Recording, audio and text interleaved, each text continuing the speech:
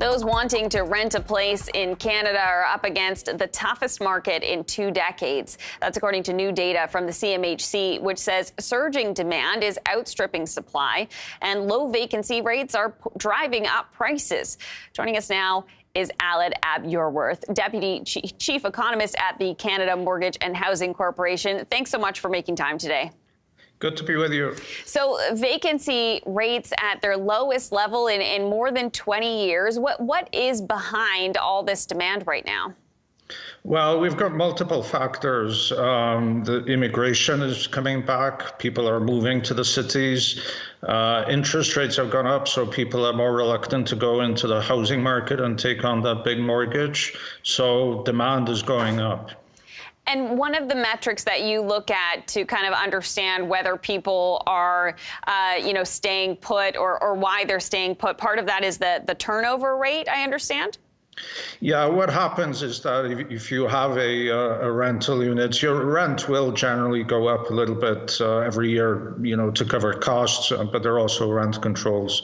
But what happens is that when a person vacates a unit, moves elsewhere, the rent will reset to what the market will bear. And at the moment, the market is showing us that there's not enough supply out there. Right. OK, so that comes down to the prices, right? So if you're staying in your unit, that price is still going up, but by far less than if you were a new tenant trying to take over.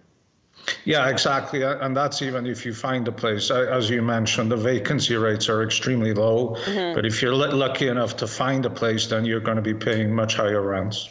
Yeah, I think we've got a graph of the vacancy rate just to, illustrate where exactly it is at, being in that low of more than levels not seen in more than 20 years. There we have it there. And the average being I think that side might be wrong, but the average, we're way below average in terms of that vacancy rate. Yeah, exactly, and particularly in places like Vancouver and Toronto. So, normally in the rental market, you're seeing a vacancy rate of 3, 4, 5%, but in Toronto and Vancouver, you're seeing 1 to 2%. So it's the vacancy rate, particularly in our large cities, is really, really low. I just wanted to clarify, because we had the axis wrong on the graph, that the vacancy rate right now is at about 1.9%, yeah. And then the average being at 3.2%. Just to clarify that a little bit there, we've got the percent side of that incorrect. Okay, so you mentioned the difficulty of trying to find a place right now. It's even more difficult if you're trying to find a place in the sort of more affordable part of the market.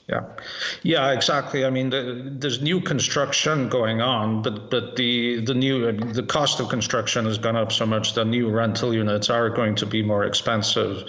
So finding a place for low-income households is really hard. So if you have a place, you're going to stick in it. Even if there's a good job opportunity at the other end of town, maybe the commuting cost is too high, and so you're going to remain where you are. So this is creating a lot of economic challenges. Part of your report that jumped out to me on that front, on the affordable housing front, was that in many centers, this affordable share is too small to meet statistical reporting standards. So you can't even really have a sense of how much is there or available because there's just so little.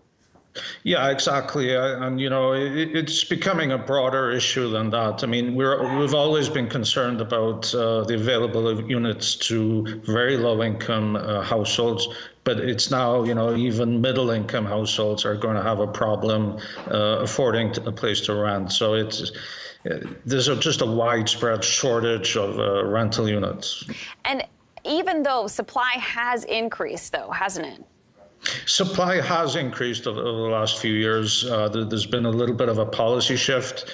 CMHC is stepping in with more financing initiatives. So over the last 2-3 years, there has been an upswing in rental supply. The problem is we've been underbuilding for 20-30 years. So catching up on this is going to take a lot of effort. And as we discussed earlier, you're seeing all that demand coming in. So it's going to be a problem for multiple years. In which cities is it, worse than others right now?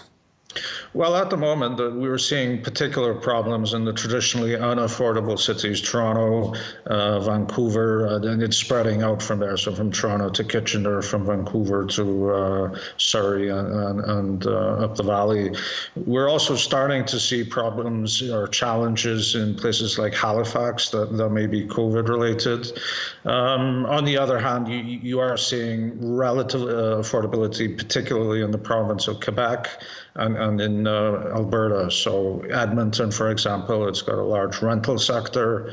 It's fairly easy to build rental units in Edmonton, and we're seeing, a normal rental market in Edmonton. So it does suggest to us a consistent pattern that we need more housing supply to keep rents in check and to get that vacancy rate up. Yeah, and I guess, I framed it as worse, and that's from the renter's perspective. But if you were a landlord and you had a place you wanted to rent out, I suppose this is a good time. And when you were looking at the rental market, you look at the condo market as well, right? Yeah. Those privately owned condos that are on the market. What are you seeing there in terms of demand?